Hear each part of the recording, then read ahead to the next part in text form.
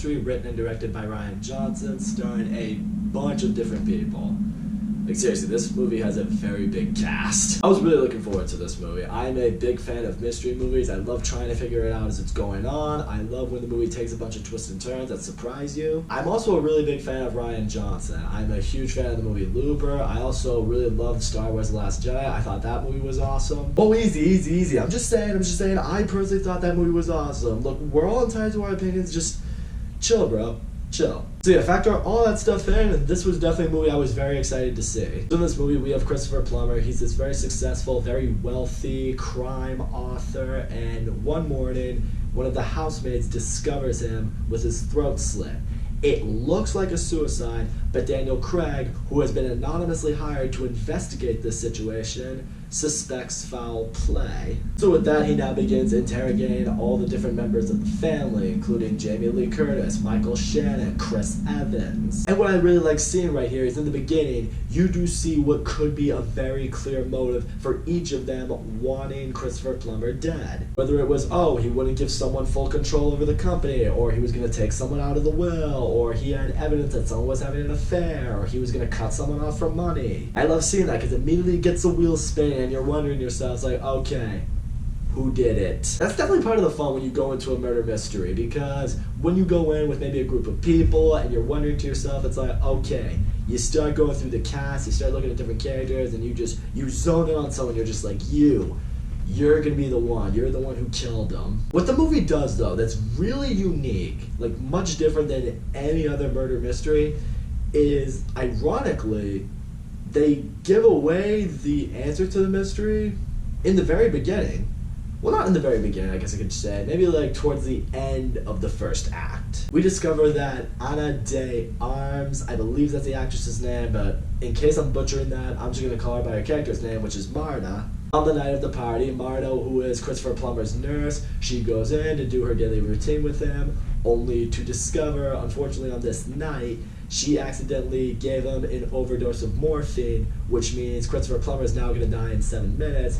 Christopher Plummer, however, is very at peace with this. He cares very much for Marta. He doesn't want anything bad to happen to her. So what he then does is he breaks down with her exactly how she's going to avoid getting caught and get out of this scot-free. He breaks down, he's like, okay, here's what you're gonna do. You're gonna leave for the night, you're gonna tell everyone that you're leaving, you're gonna head out, and as you start driving away, once you're past the security camera footage, here's what I want you to do. Sneak back around to the very back of the house. I want you to climb up the ladder that'll get you back into the first floor, and once you're there, you're gonna dress up as me from behind anyway, and you're gonna walk down like you're going down for a midnight snack. People will suspect it's me, and then boom, you are eliminated as a suspect because people think, oh, well, Marta had already left, and the old man was just coming down for food instead of when he should have been in bed or whatever, and her name is cleared. And then you also see at this point, after he gives her the whole breakdown of what he's going to do, Christopher Plummer, feeling like he's gonna die, just slit his throat. So yeah, he did indeed commit suicide,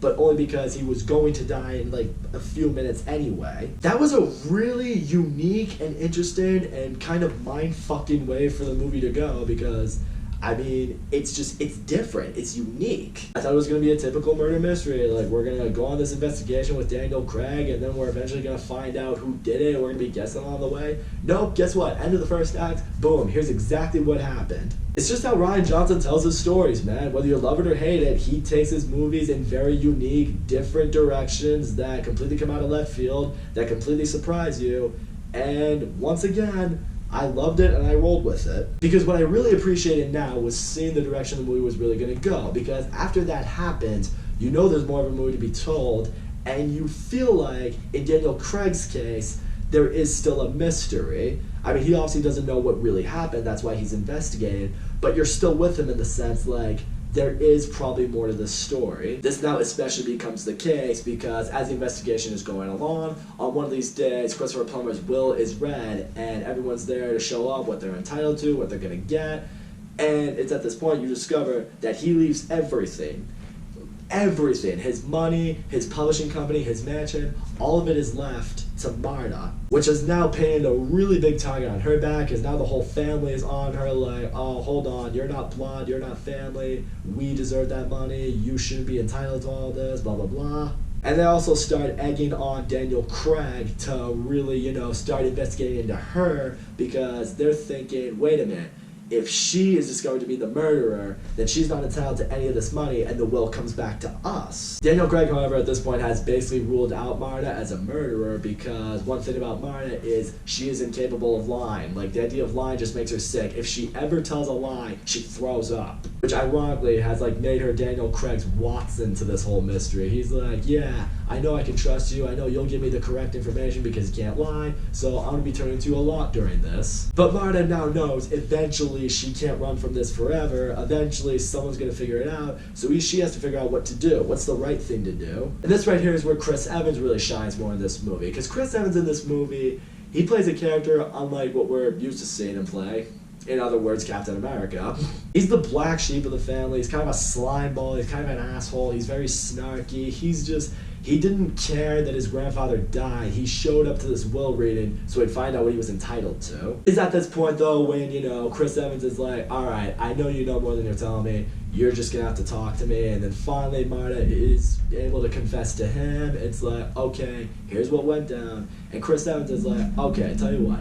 If you give me what I'm entitled to in my inheritance, I will help you out entirely. And what I'd like to see right here is you are able to buy in Chris Evans wanting to help her because, he's basically been shunned by the family. His whole family just hates him. They think he's a worthless piece of shit. So yeah, why wouldn't he want to help this girl? It's the only way he's going to get his inheritance. And then throughout the movie, it's those two of them basically doing their own little private investigation while Daniel Craig is continuously doing his own investigation. And, the paths are being crossed very many times. At one point, they kind of get into a high-speed pursuit because they don't want Daniel Craig trying to find out what they know. It's also around this point Marta receives some kind of blackmail note in the mail that reveals Christopher Plummer's toxicology report. I believe that's what it is. And I was just thinking, oh shit, someone's going to discover that I gave him the wrong medication. That's what killed him. So she goes to where this person sent the email and she discovers one of the maids there that's ODing on morphine and, she's trying to revive her and,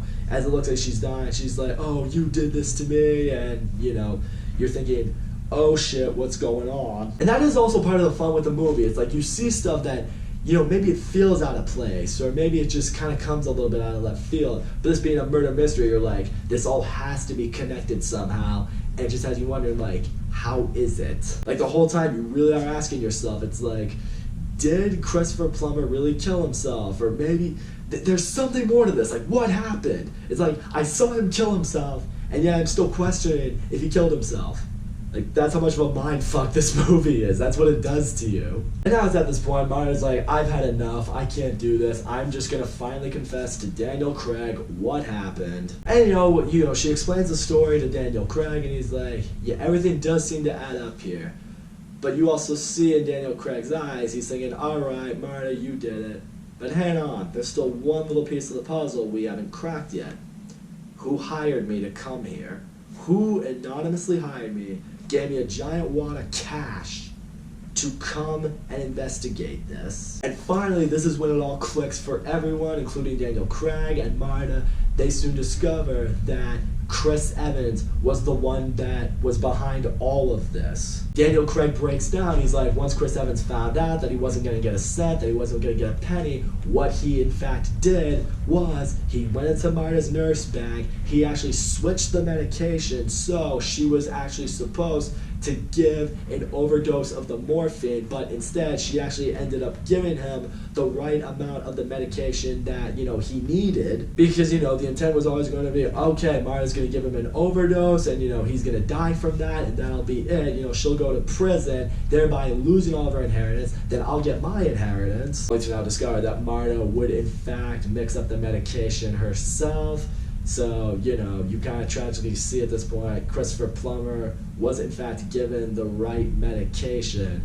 So, if he had just called an ambulance like he should have, he'd still be alive and would have slit his throat. So, he really did the whole time actually die of suicide. We also discovered that the maid discovered what Chris Evans was doing, how he swapped the medication, so she sent him the real blackmail note that Marta had gotten earlier. So, you know, Chris Evans thinking, okay, can't let this get out of the open, so he burns down the place with all of Christopher Plummer's medical history, and then he overdoses her with morphine. And you discover that when Marta showed up to find her, when she said, "You did this to me," she meant, "You did this to me," which is Chris Evans' character's name. And you're sitting there like, holy fucking shit. It's like, that's what I really appreciate. Like, going into this movie, Chris Evans was probably the least on the list of suspects that I had.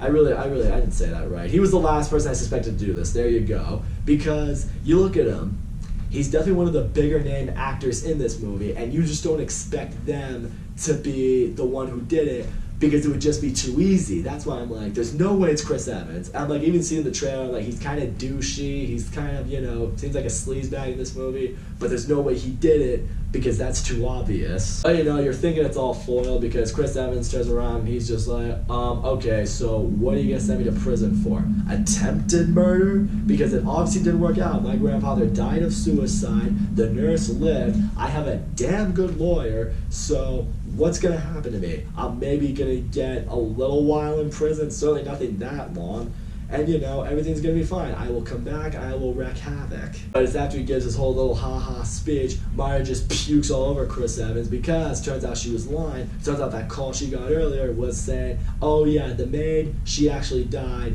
because of your murder, and you just confessed to doing it, so yeah, you just fucked yourself. And so yeah, with that, Chris Evans now goes to prison, and what I love seeing right here is Marta just kind of stands over everyone, holding Christopher Plummer's old coffee mug, and she's just like, yeah, I mean, this is mine now.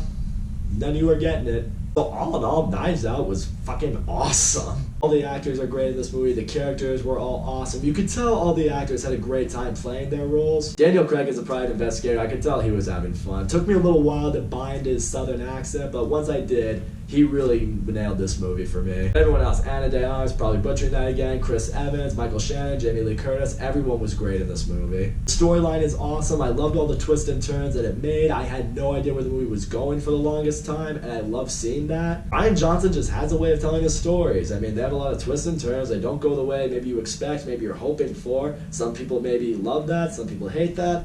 I guess I'm just on the side of people who love it. Dialogue between characters is really awesome. There are moments that just really suck you in. You really feel like you're along the ride in this investigation and figure out what exactly did happen. I really did love seeing the mystery be revealed towards the beginning of the movie, because it kind of does turn into a mindfuck. It has you wondering, like, what really happened? Like, what else is there to the story that we're missing? This movie was funny, it was engaging, I was on a ride with this movie the whole time. And in the end, this is one of those rare occasions where all the critics say it's one of the best movies of the year, and it's actually not overhyped as shit. So yeah, good job, movie, for living up to it. So that's all I gotta say, guys. Thank you so much for watching my video. Don't forget to leave a comment, like, subscribe, and I'll see you all next time.